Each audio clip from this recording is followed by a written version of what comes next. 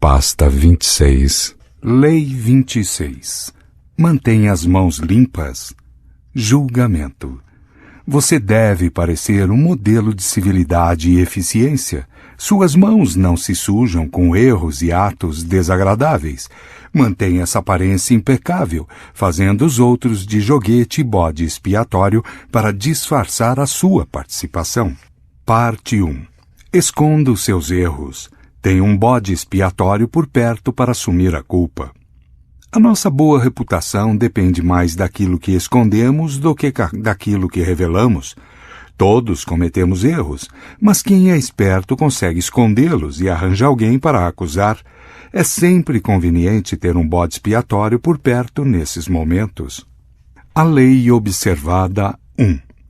Estava para terminar o segundo século depois de Cristo, e o poderoso Império Han da China lentamente entrava em decadência, quando o grande general e ministro imperial, Cao Cao, surgiu como o homem mais poderoso do país, buscando ampliar sua base de poder e se livrar do seu último rival. Cao Cao iniciou uma campanha para assumir o controle da estrategicamente vital planície central. Durante o cerco a uma cidade-chave, ele calculou ligeiramente mal o dia em que os grãos deveriam chegar da capital. Enquanto aguardava, o exército começou a ficar sem alimento, e Cao Cao foi forçado a mandar o chefe do comissariado reduzir as rações. Cao Cao controlava o exército com rédeas curtas e mantinha uma rede de informantes. Seus espiões vieram logo contar que os homens estavam se queixando, resmungando, que ele vivia no bem bom enquanto eles mal tinham o que comer. Cao Cao devia estar guardando a comida só para ele, murmuravam. Se o boato se espalhasse, Cao Cao teria um motim para resolver. Ele chamou o chefe do comissariado à sua tenda. Vou lhe pedir algo emprestado e você não deve recusar, disse Cao Cao ao chefe. O que é? Replicou o chefe. Quero que me empreste sua cabeça para mostrar às tropas. Disse Cao Cao. Mas não fiz nada de errado, chorou o chefe. Eu sei, disse Cao Cao suspirando, mas se eu não condená-lo à morte, haverá um motim. Não chore, cuidarei da sua família quando você não estiver mais aqui. Dito assim, não restava outra escolha para o chefe. Ele se resignou ao seu destino e foi decapitado no mesmo dia. Vendo a sua cabeça exibida em público, os soldados pararam de reclamar. Alguns compreenderam o gesto de Cao Cao, mas ficaram calados, surpresos e intimidados com a sua violência, e a maioria aceitou a sua versão do culpado, preferindo acreditá-lo sábio e justo do que cruel e incompetente. Interpretação. Cao Cao assumiu o poder numa época extremamente tumultuada. Na luta pela supremacia no decadente Império Han, havia inimigos por todo canto. A batalha pela conquista da planície central se mostrou mais difícil do que ele imaginara, e dinheiro e provisões eram uma constante preocupação. Não é de surpreender que, sob tamanha tensão, ele tenha se esquecido de encomendar as provisões a tempo. Uma vez evidente que a demora tinha sido um erro crítico e que o exército estava agitado querendo um motim, Cao Cao tinha duas opções: pedir desculpas ou arranjar um bode expiatório. Compreendendo o funcionamento do poder e a importância das aparências como ele compreendia, Cao Cao nem pensou. Procurou logo ao redor a cabeça mais conveniente e serviu-a de imediato. Erros ocasionais são inevitáveis. O mundo é imprevisível demais. As pessoas no poder, entretanto, não se destroem pelos erros cometidos, mas pela forma como lidam com eles. Como cirurgiões, precisam cortar fora o tumor rápida e irrevogavelmente. Desculpas são ferramentas cegas demais para esta delicada operação. Os poderosos as evitam. Ao se desculpar, você abre a porta para todos os tipos de dúvidas sobre a sua competência, suas intenções, sobre outros erros que você talvez não tenha confessado. Desculpas não satisfazem a ninguém, e um pedido de perdão deixa todo mundo constrangido. O erro não desaparece com uma desculpa, ele cresce e se inflama. Melhor cortar fora imediatamente, distrair as atenções de você e focalizá-las sobre um bode expiatório conveniente, antes que as pessoas tenham tempo de pensar na sua responsabilidade ou possível incompetência.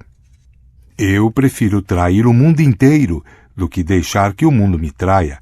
General Tsao Tsao, 155 a 220 depois de Cristo. A lei observada 2. Durante vários anos, César Borgia fez campanhas para conquistar o controle de grandes partes da Itália em nome de seu pai, o Papa Alexandre.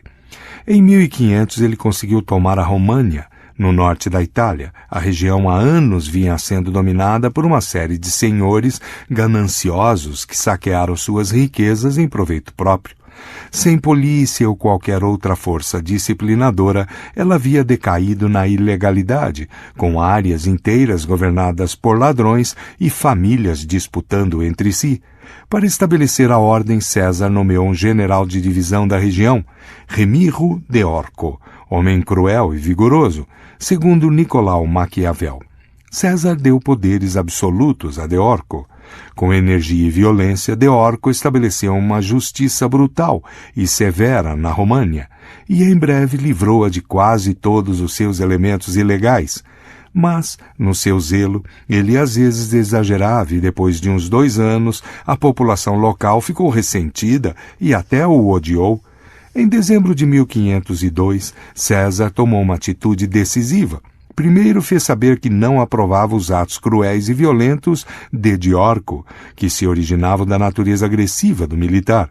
Depois, no dia 22 de dezembro, mandou prender De Orco na cidade de Césena, e no dia seguinte ao Natal, o povo da cidade acordou e viu um espetáculo estranho no meio da praça. O corpo decapitado de De Orco, vestido luxuosamente com uma capa de cor púrpura, a cabeça empalada ao seu lado, a faca ensanguentada e o bloco do carrasco ao lado da cabeça, segundo Maquiavel, encerrando seus comentários sobre o caso. A ferocidade desta cena deixou o povo ao mesmo tempo surpreso e satisfeito. Interpretação. César Borgia era um mestre no jogo do poder. Sempre planejando com antecedência vários movimentos, ele armava para seus inimigos as armadilhas mais inteligentes. Por isto Maquiavel o exaltou mais do que a todos os outros em O Príncipe. César previu o futuro com interessante clareza na România.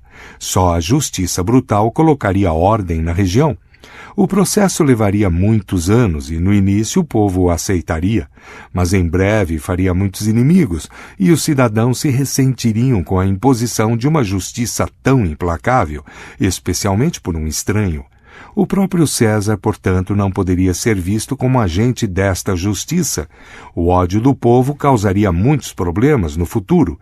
Então ele escolheu o único homem capaz de fazer o trabalho sujo, sabendo de antemão que assim que a tarefa estivesse cumprida, teria de exibir a cabeça de Orco espetada no mastro. O bode expiatório, neste caso, foi planejado desde o início. No caso de Tsao Tsao, o bode expiatório foi um homem totalmente inocente. Na România, foi uma arma ofensiva no arsenal de César que permitiu que ele fizesse o trabalho sujo sem manchar de sangue as próprias mãos. Com este segundo tipo de bode expiatório, é de bom senso afastar-se do homem da machadinha num determinado momento, seja deixando-o oscilar ao vento ou, como César, entregando-o à justiça.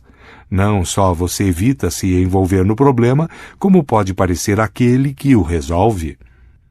Os atenienses mantinham regularmente uma quantidade de seres degradados e inúteis, e quando acontecia uma calamidade, tal como uma praga, enchente ou escassez de alimentos, estes bodes expiatórios eram levados e depois sacrificados, aparentemente apedrejados do lado de fora da cidade. The Golden Bough, Sir James George Fraser, 1854-1941. As chaves do poder. O uso de bodes expiatórios é tão antigo quanto a própria civilização e podemos encontrar exemplos em culturas do mundo inteiro. A ideia principal por trás destes sacrifícios é passar a culpa e o pecado para uma figura externa, objeto, animal ou homem, que depois é banida ou destruída. Os hebreus costumavam pegar um bode vivo, daí o termo bode expiatório, sobre cuja cabeça o sacerdote colocava ambas as mãos enquanto confessava os pecados dos filhos de Israel. Depois de transferidos esses pecados para o animal, ele era levado para o deserto e lá ficava abandonado. No caso dos atenienses e dos astecas, o bode expiatório era humano, quase sempre uma pessoa alimentada e criada com este objetivo, visto se considerar que a fome e as pragas eram castigos impostos pelos deuses aos humanos por seus maus atos. O povo sofria não só com a fome e as pragas, mas com a culpa também. Eles se livravam desse sentimento de culpa transferindo-o para uma pessoa inocente, cuja morte tinha intenção de satisfazer os poderes divinos e banir o mal entre eles. É uma atitude extremamente humana a de não procurar dentro de si mesmo a razão de um erro ou crime, mas sim olhar para fora e colocar a culpa num objeto conveniente. Enquanto a praga assolava Tebas, Édipo procurava a causa por toda parte, exceto nele mesmo e no seu próprio pecado de incesto, que ofendera tanto os deuses e ocasionara o mal. Esta profunda necessidade de externar a própria culpa, de projetá-la em outra pessoa ou objeto, tem um poder imenso que os astutos sabem como controlar. O sacrifício é um ritual, talvez o mais antigo de todos, e o ritual também é uma fonte de poder. Na morte de Diorco, observe a exibição ritualista e simbólica do corpo por César. Ao estruturá-la de forma tão dramática, ele focalizou a culpa fora dele. Os cidadãos da România reagiram instantaneamente. Como para nós é tão mais natural olhar para fora do que para dentro, aceitamos logo a culpa do bode expiatório. O sacrifício sangrento do bode expiatório parece uma relíquia bárbara do passado, mas a prática persiste até hoje, embora de forma indireta e simbólica, visto que o poder depende das aparências e quem está no poder tende a parecer que não erra nunca. Os bodes expiatórios estão mais populares do que nunca. Que líder moderno assumiria a responsabilidade por seus erros? Ele procura outras pessoas para incriminar, um bode expiatório para sacrificar. Quando a Revolução Cultural de Mao Tse-tung fracassou miseravelmente, ele não deu desculpas nem pediu perdão aos chineses. Pelo contrário, como Tsao Tsao, antes dele, ofereceu bodes expiatórios, inclusive o seu próprio secretário particular e membro do alto escalão do partido, Chen Po-ta. Franklin D. Roosevelt tinha fama de homem honesto e justo. Ao longo de toda a sua carreira, entretanto, ele enfrentou muitas situações em que ser um bom sujeito significaria um desastre político. Mas ele não poderia ser visto como agente de um jogo sujo. Durante 20 anos, portanto, seu secretário, Lewis Howe, fez o papel do Diorco. Ele fazia os negócios nos bastidores, manipulava a imprensa, manobrava campanhas clandestinas e sempre que se cometia um erro, ouvia em público um truque sujo contradizendo a imagem cuidadosamente elaborada de Roosevelt. Howe servia de bode expiatório e nunca se queixou disso. Além de convenientemente desviar a culpa, o bode expiatório serve de alerta aos outros. Em 1631, tramava-se para tirar do poder o cardeal francês Richelieu, um complô conhecido como Dia dos Trouxas. Quase conseguiram, visto que dele participavam os altos escalões do governo, inclusive a rainha-mãe. Mas, com sorte e seus próprios cúmplices, Richelieu sobreviveu.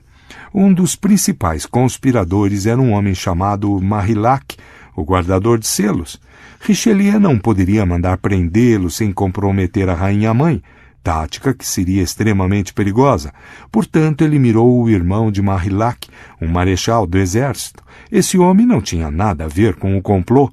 Richelieu, entretanto, temendo que houvesse ainda no ar outras conspirações, especialmente no exército, decidiu dar um exemplo. Forjou acusações sobre o irmão de Marillac e ele foi julgado e executado.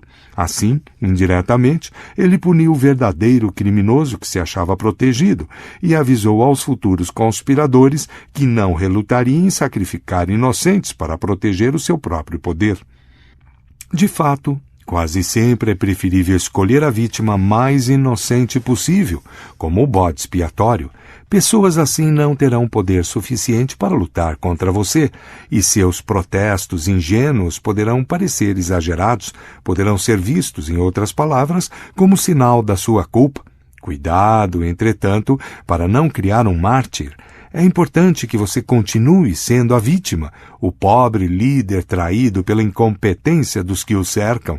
Se o bode expiatório parecer fraco demais e o seu castigo muito cruel, o tiro pode sair pela culatra.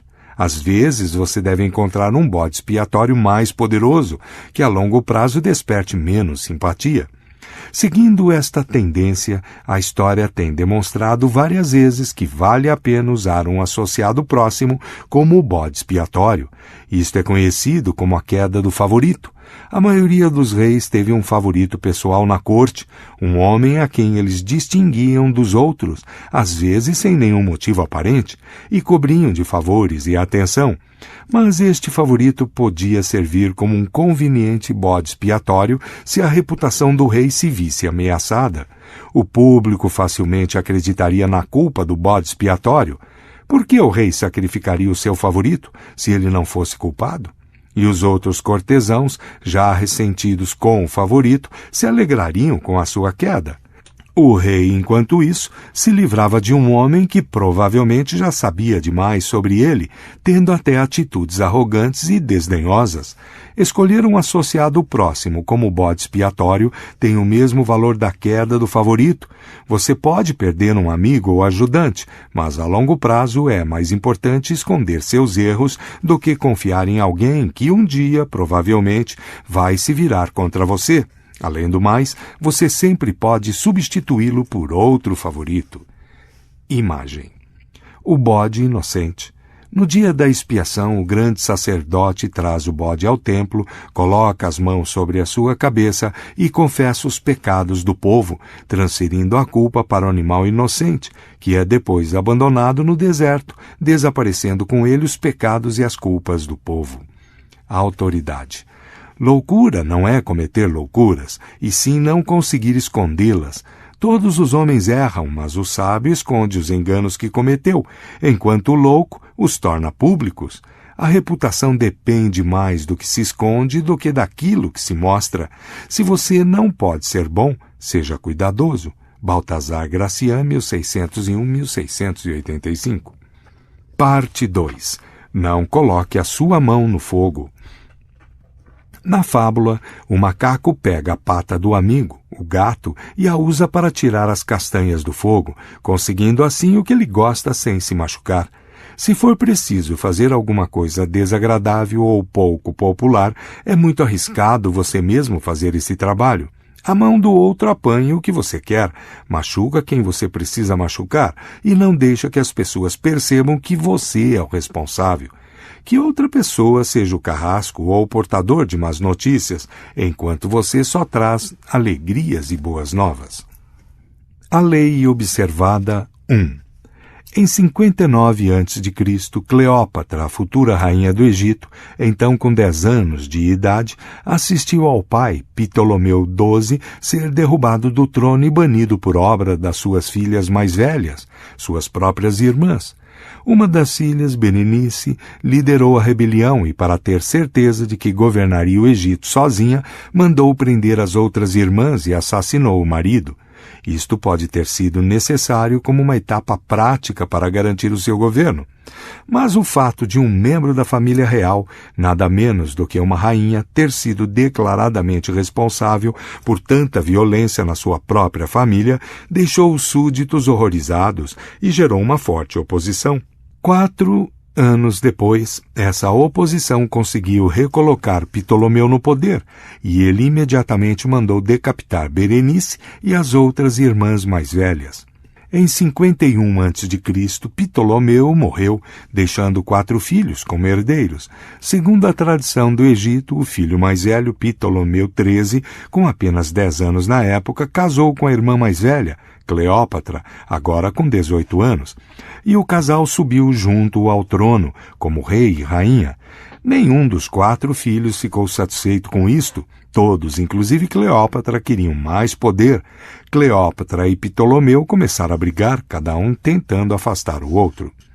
Em 48 a.C., com a ajuda de uma facção do governo que temia as ambições de Cleópatra, Ptolomeu conseguiu forçar a irmã a fugir do país, ficando sozinho como único governante. No exílio, Cleópatra conspirou. Ela queria governar sozinha e restituir ao Egito a sua antiga glória, meta que ela achava que nenhum dos irmãos seria capaz de atingir. Mas, enquanto eles vivessem, ela não poderia realizar o seu sonho. E o exemplo de Berenice deixara claro que ninguém serviria a uma rainha que fora vista assassinando a sua própria família. Até mesmo Ptolomeu não tinha ousado assassinar Cleópatra, embora soubesse que ela tramava contra ele no estrangeiro. Um ano depois da expulsão de Cleópatra, o ditador romano Júlio César chegou ao Egito, determinado a fazer do país uma colônia romana. Cleópatra viu ali a sua chance. Retornando disfarçada ao Egito, ela viajou centenas de quilômetros até alcançar César, em Alexandria. Conta a lenda que ela se aproximou dele clandestinamente, enrolada num tapete, que foi graciosamente desenrolado aos seus pés, revelando a jovem rainha. Cleópatra imediatamente começou seu trabalho com o romano. Ela apelou para o seu gosto pelos espetáculos e para o seu interesse pela história do Egito e deixou transbordar todos os seus encantos femininos. César não demorou a sucumbir e recolocou Cleópatra no trono. Os irmãos de Cleópatra se agitaram. Ela lhes havia passado a perna. Ptolomeu XIII não quis esperar para ver o que aconteceria em seguida. Do seu palácio em Alexandria, ele convocou um grande exército para marchar sobre a cidade e atacar César. Em resposta, César imediatamente colocou Ptolomeu e o resto da família em prisão domiciliar, mas a irmã mais nova de Cleópatra, Arsínoe, fugiu do palácio e se colocou à frente das tropas egípcias que se aproximavam, proclamando-se rainha do Egito. Agora Cleópatra finalmente viu a sua chance. Convenceu César a libertar Ptolomeu da prisão domiciliar se ele concordasse em intermediar uma trégua. É claro que ela sabia que ele ia fazer exatamente o contrário. Ele disputaria com Arsínoe o controle do exército egípcio, mas isto seria vantagem para Cleópatra, pois dividiria a família real. Melhor ainda, daria a César a chance de derrotar e matar seus irmãos em combate. Com reforço de tropas vindas de Roma, César rapidamente derrotou os rebeldes. Na retirada dos egípcios, Ptolomeu se atirou no Nilo. César capturou Arsínoe e a mandou para Roma como prisioneira. Também mandou executar os inúmeros inimigos que tinham conspirado contra Cleópatra, aprisionando outros que tinham se oposto a ela. Para reforçar a sua posição como rainha inconteste, Cleópatra casou-se com o único irmão que lhe restou, Ptolomeu XIV, com apenas 11 anos de idade na época, e o mais fraco de todos. 4 anos depois, Ptolomeu morreu misteriosamente envenenado.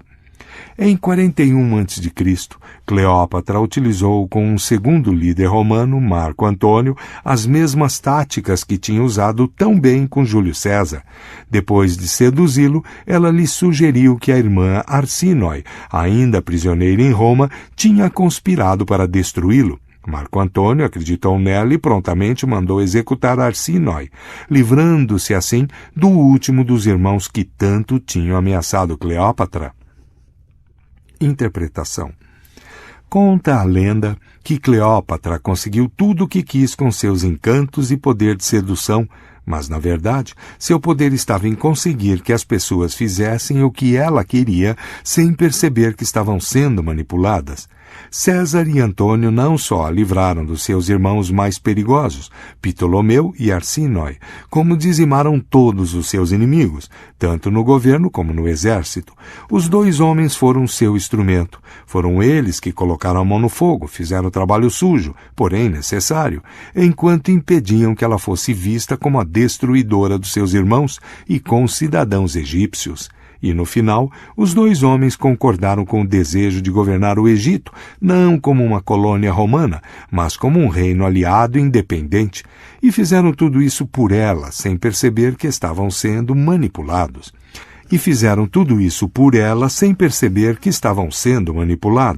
Foi persuasão na sua forma mais sutil e poderosa.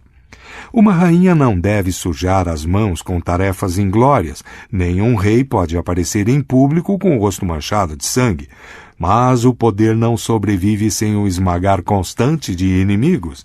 Sempre haverá pequenas tarefas sujas que precisam ser feitas para manter você no trono.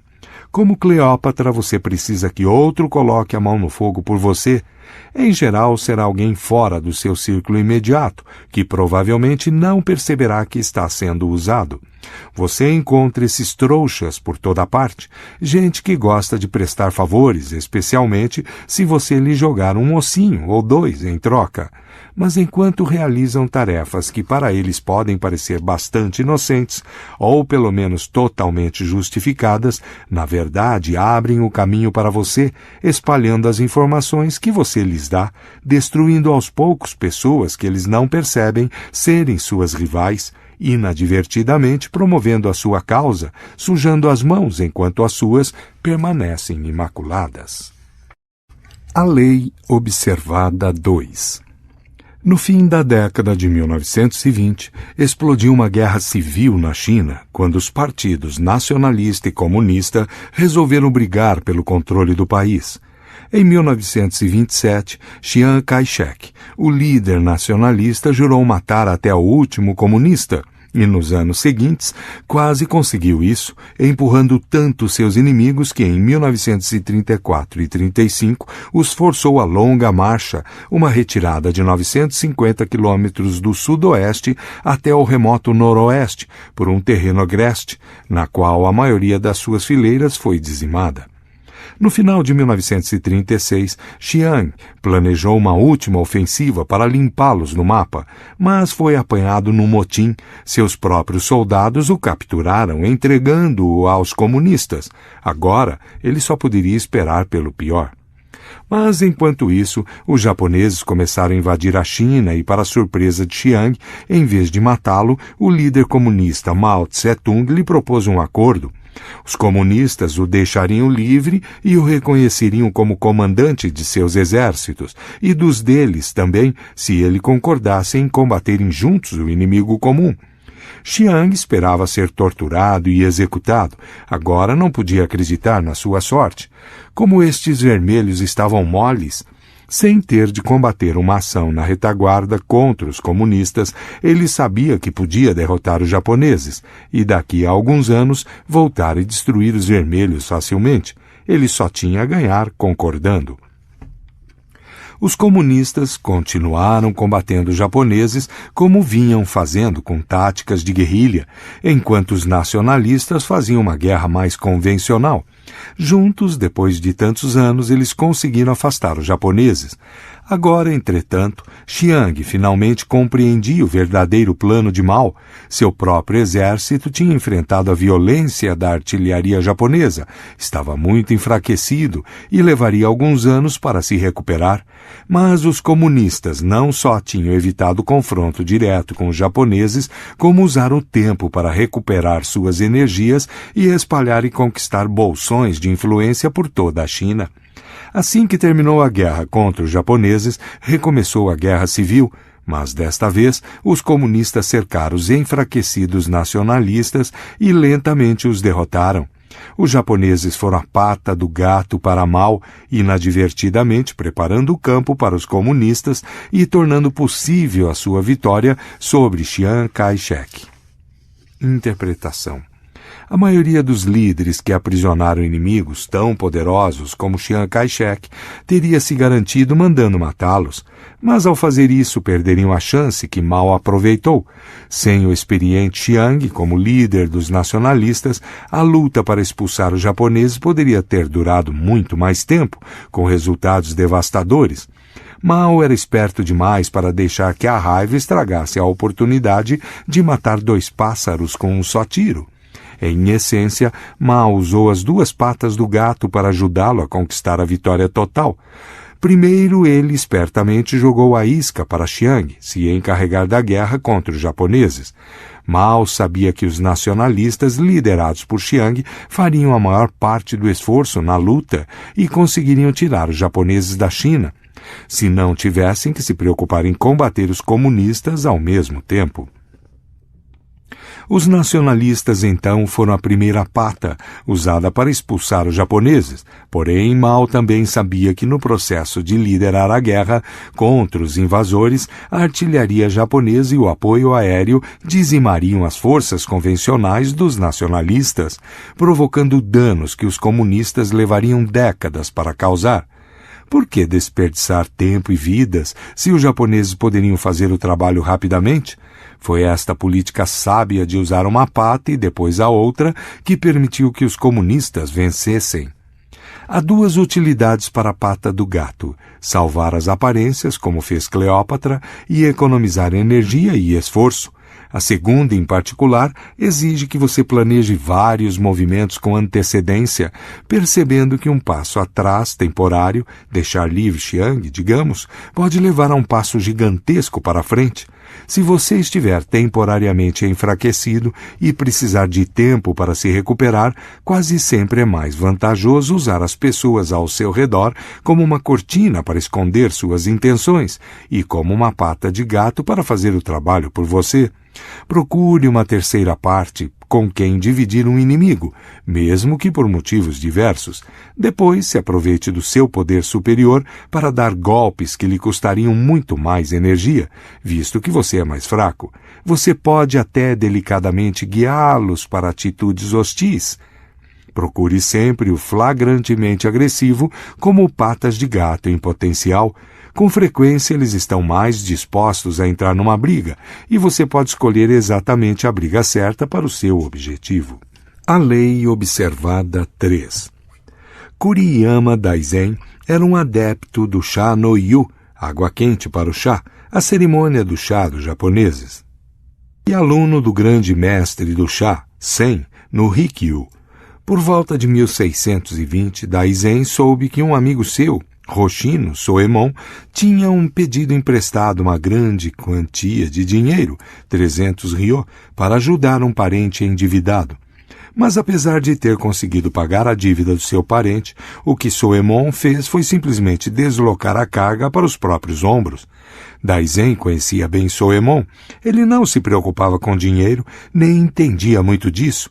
Ia ter problemas se demorasse em pagar a dívida contraída com um rico mercador chamado Kawashiya Sanemon. Mas se Daizen se oferecesse para ajudar Soemon, ele se recusaria, orgulhoso e talvez até se sentisse ofendido. Um dia, Daizen foi visitar um amigo, e depois de passear pelo jardim e apreciar as valiosas peônias de Soemon, eles se retiraram para a sala de estar. Ali, Daizen viu um quadro do mestre Kano Tenryu. Ah, Daizen, exclamou, uma esplêndida pintura. Acho que nunca vi nada melhor. Depois de vários elogios, Soemon não teve outra escolha. Bem, disse ele, já que você gosta tanto, espero que me faça o favor de aceitá-lo. De início, Daizen recusou, mas diante da insistência de Soemon, ele aceitou. No dia seguinte, Soemon, por sua vez, recebeu um embrulho de Daizen.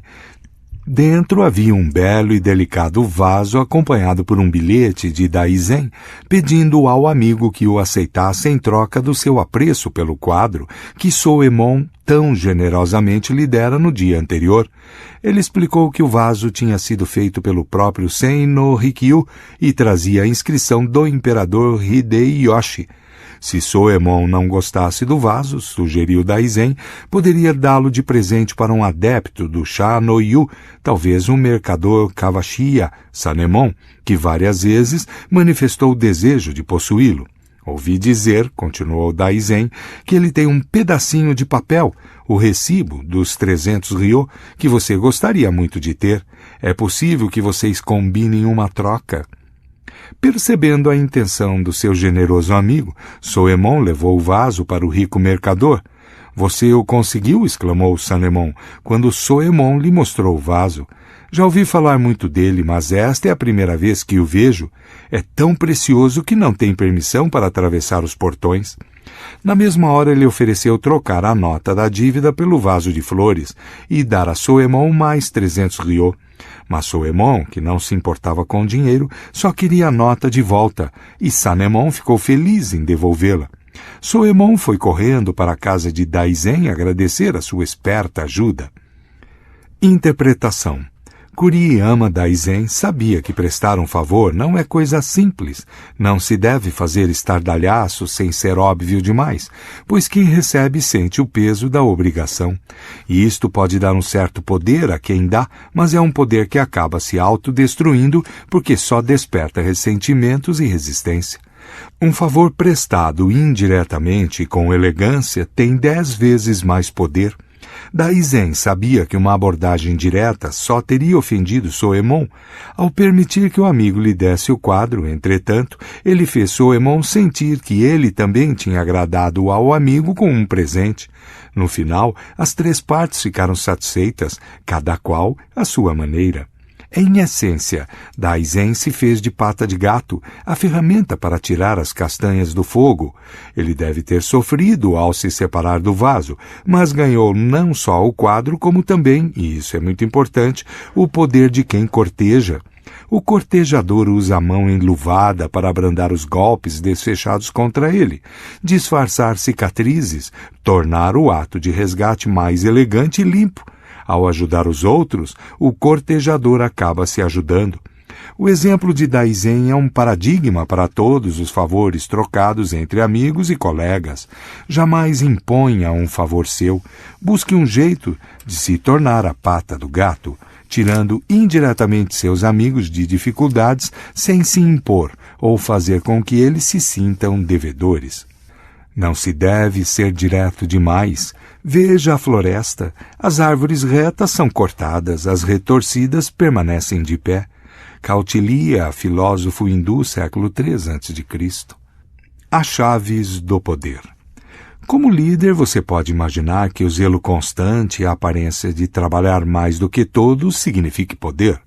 Na verdade, entretanto, tudo isso tem um efeito contrário, sugere fraqueza.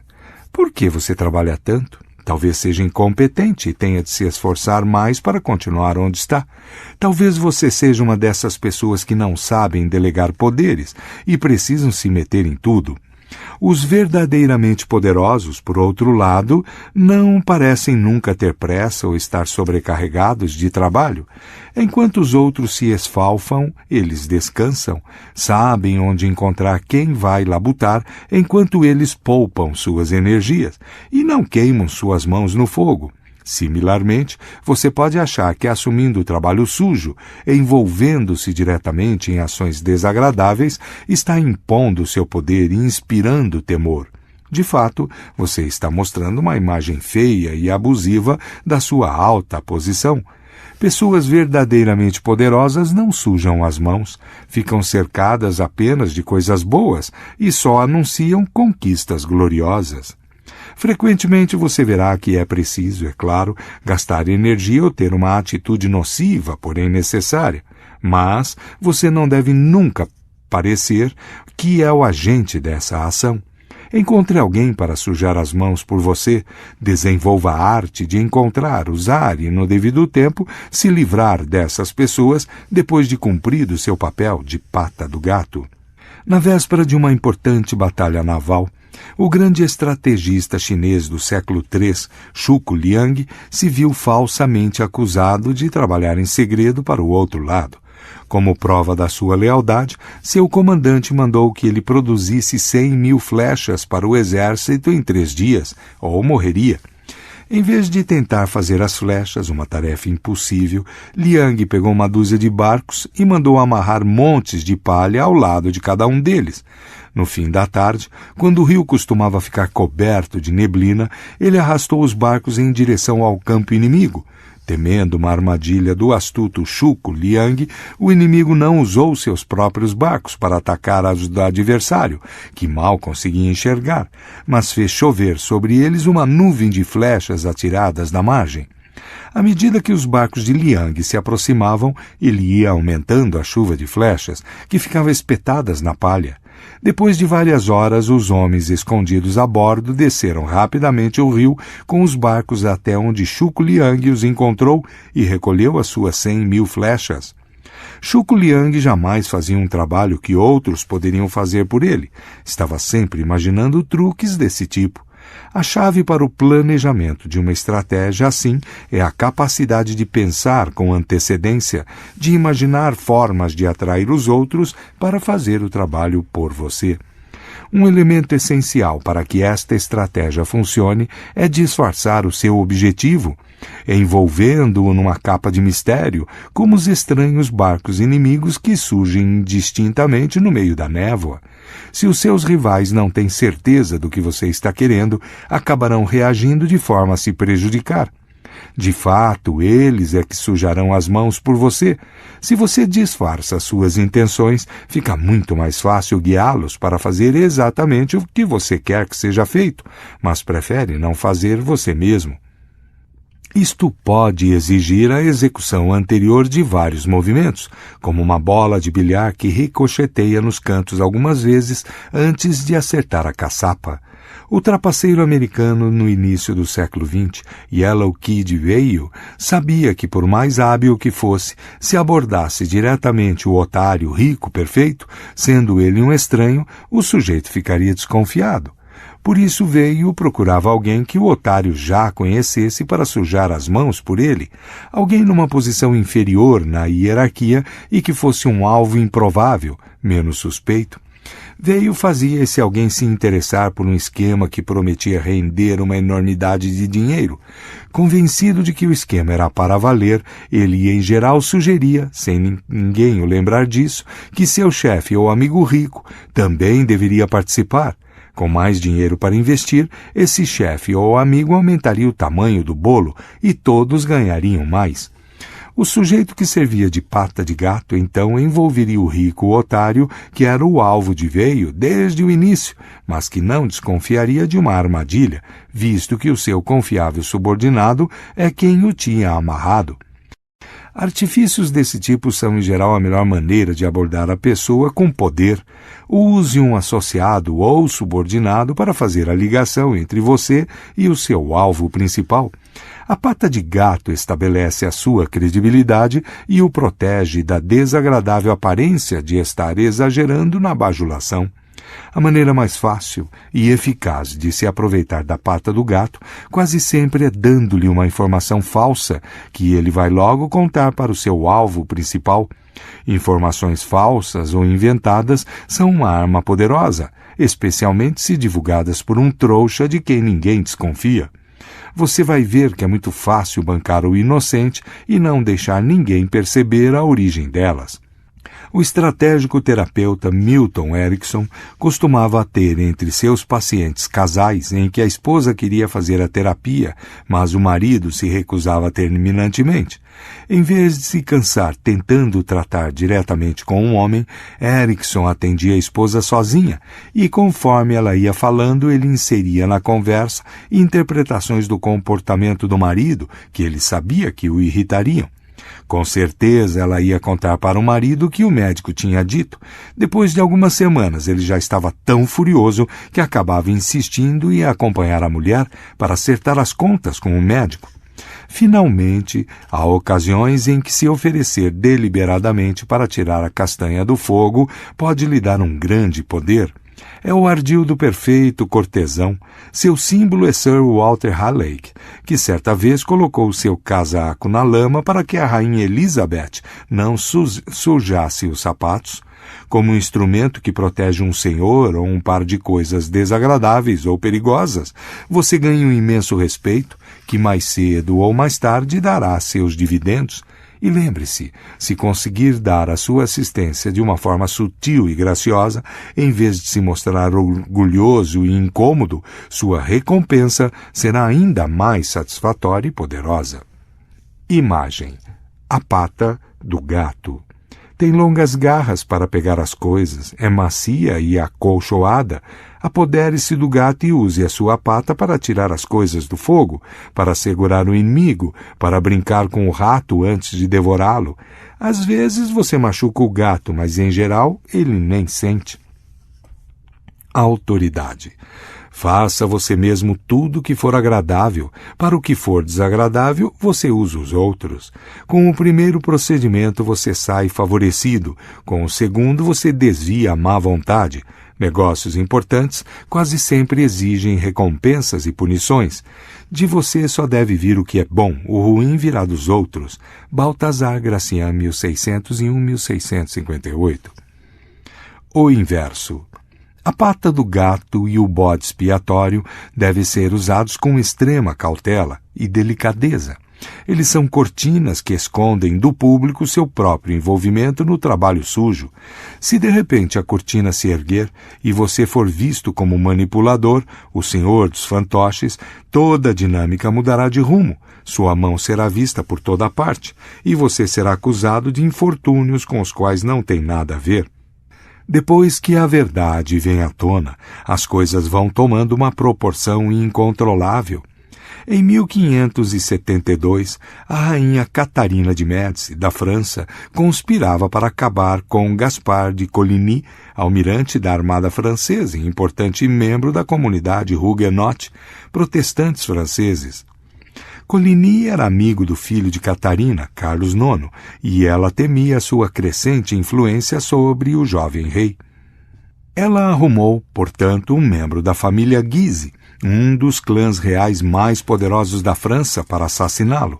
Mas, secretamente, Catarina tinha outro plano. Ela queria que os huguenotes acusassem os Guise de terem matado um de seus líderes, e se vingassem. Com uma só tacada, ela apagaria ou prejudicaria dois perigosos rivais, Coligny e a família Guise. Mas os dois tiros saíram pela culatra. O assassino errou o alvo, ferindo apenas Coligny. Sabendo que Catarina era sua inimiga, ele desconfiou seriamente de que ela em quem tinha tramado o ataque e contou para o rei. Acabou que o assassinato fracassado e as discussões que se seguiram deram origem a uma série de acontecimentos, resultando numa sangrenta guerra civil entre católicos e protestantes, que culminou no horrível massacre conhecido como a Noite de São Bartolomeu, quando milhares de protestantes foram mortos. Se tiver de usar a pata do gato ou o bode expiatório numa ação de sérias consequências, cuidado. Exagerar pode ser prejudicial. É sempre mais sensato usar esses trouxas em tarefas mais inocentes, quando um erro não causará danos graves. Finalmente, há momentos em que é mais vantajoso não disfarçar o seu envolvimento ou responsabilidade, mas assumir você mesmo a culpa por algum erro. Se você tem poder e está seguro dele, deve às vezes representar o penitente. Com um olhar pesaroso, você pede perdão aos mais fracos. É o truque do rei que fica exibindo o seu sacrifício pelo bem-estar do povo. Ocasionalmente, também é bom você se mostrar como um agente castigador para inspirar medo e terror nos seus subordinados. Em vez da pata do gato, você mostra sua mão poderosa com um gesto ameaçador. Use este trunfo com parcimônia. Se usá-lo com muita frequência, o medo se transformará em ressentimento e ódio. Quando você perceber, essas emoções já terão se transformado numa forte oposição que acabará por derrubá-lo. Habitue-se a usar a pata do gato, é muito mais seguro. Notas. A Justiça de Chelm. Certa vez aconteceu uma desgraça na cidade de Chelm. O sapateiro da cidade assassinou um dos seus clientes. Ele foi então levado ao juiz, que o condenou à forca. Anunciado o veredito, um dos cidadãos se levantou e gritou: "Se me permite, Vossa Senhoria acaba de condenar à morte o único sapateiro da cidade. Só temos ele. Se o enforcar, quem vai consertar nossos sapatos?" "Quem? Quem?" gritaram todos na cidade de Chelm a uma só voz. O juiz balançou a cabeça, concordando, e reconsiderou seu veredito. "Bom povo de Chelm", disse ele, "o que dizem é verdade. Visto que só temos um sapateiro, seria um grave erro contra a comunidade deixá-lo morrer. E como existem 2 telhadores na cidade, que um deles seja enforcado no seu lugar." A Treasury of Jewish Folklore, Nathan Alzubel, Org, 1948. O macaco e o gato. O macaco e o gato, travessos e brincalhões, 2 irmãos declarados, ambos com um senhor em comum, qualquer diabrura na casa era obra de Pug e Tom. Certo dia de inverno, o alegre par foi visto postado próximo à lareira da cozinha. Entre os rubros carvões, a cozinheira colocara cuidadosamente algumas gordas castanhas para assar, e de onde exalava uma forte fragrância oleosa que chegou às narinas do macaco. "Tom", diz matreiro Pug, "não poderíamos nós 2 saborear esta sobremesa que a cozinheira está preparando? Se eu tivesse as suas garras, eu tentaria logo. Empreste-me uma pata, será um golpe de mestre." Assim dizendo, ele pegou a pata do prestativo colega, agarrou a fruta e a enfiou na boca. Nisso voltou a senhora do templo, e rápido os gatunos se escafederam. Tom, por sua parte na pilhagem, ficou com a dor, enquanto Pug, com a guloseima, adoçou o seu paladar. Fábulas de Jean de La Fontaine, 1621-1695. O corvo, a cobra e o chacal. Certa vez um corvo e a sua esposa construíram um ninho numa árvore. Uma cobra grande subiu no tronco e comeu os filhotes enquanto ainda estavam chocando. O corvo não queria se mudar dali porque gostava muito da árvore, por isso foi se aconselhar com o amigo chacal. Arquitetaram um plano de ação. O corvo e a esposa saíram para executá-lo. Ao se aproximar de um lago, a esposa viu as mulheres da corte do rei se banhando, com pérolas, colares, gemas preciosas, roupas e uma corrente de ouro na beira d'água. A esposa pegou a corrente de ouro no bico e voou em direção à árvore, com os eunucos correndo atrás dela. Ao chegar na árvore, ela deixou cair a corrente num buraco. Quando os homens subiram na árvore em busca da corrente, viram a cabeça inchada da cobra. Assim, eles mataram a cobra a pauladas, recuperaram a corrente de ouro e voltaram para o lago. E o corvo viveu para sempre feliz com a sua esposa. Um conto do Panchatantra, século IV, recontado em A Arte do Poder, R.G.H. Siu, 1979. Como divulgar as notícias?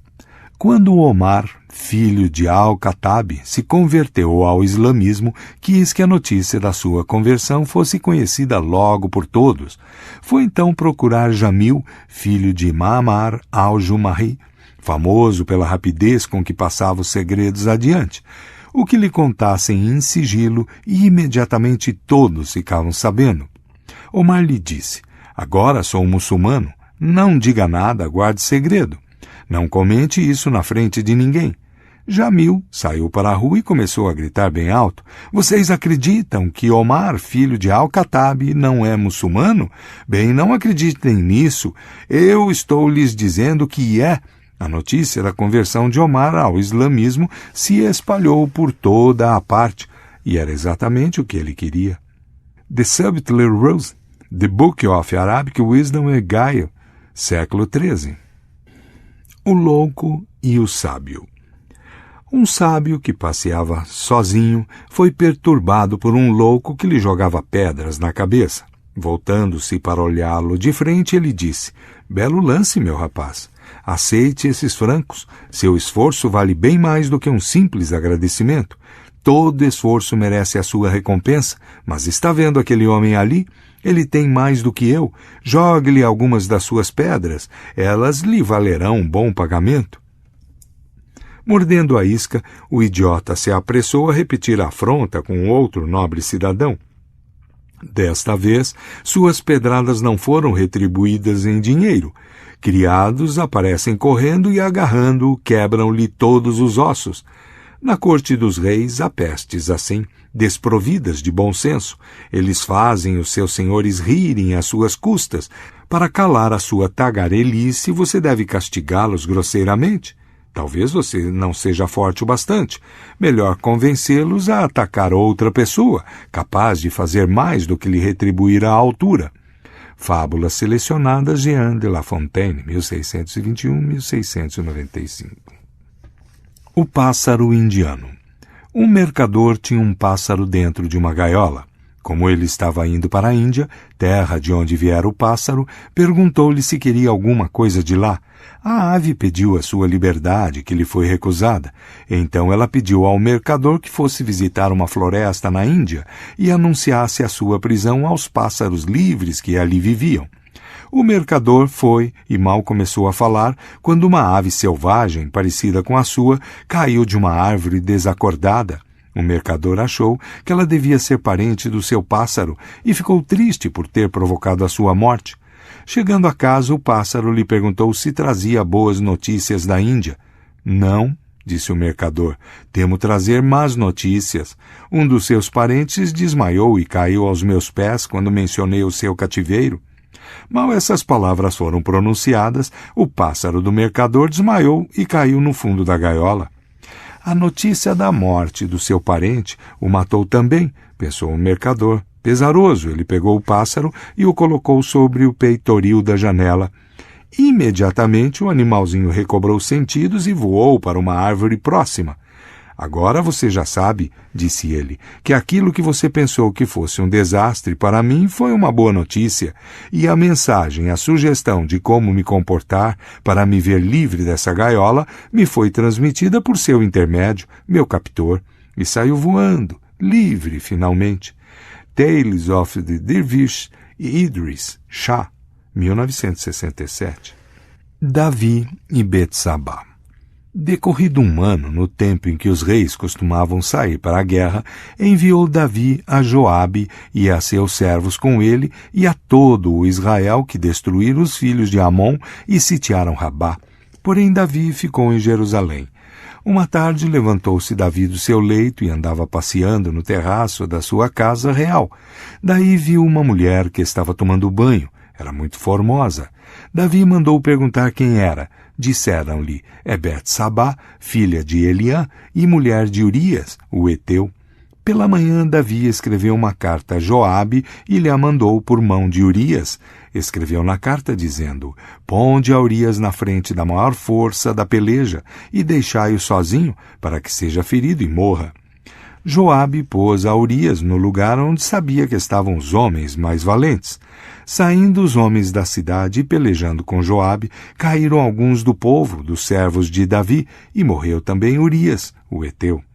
Então Joabe enviou notícias e fez saber a Davi tudo o que se dera na batalha. Ouvindo, pois, a mulher de Urias que seu marido era morto, ela o pranteou. Passado o luto, Davi mandou buscá-la e a trouxe para o palácio. Tornou-se ela sua mulher e lhe deu à luz um filho. Velho Testamento, Samuel 2:11-12.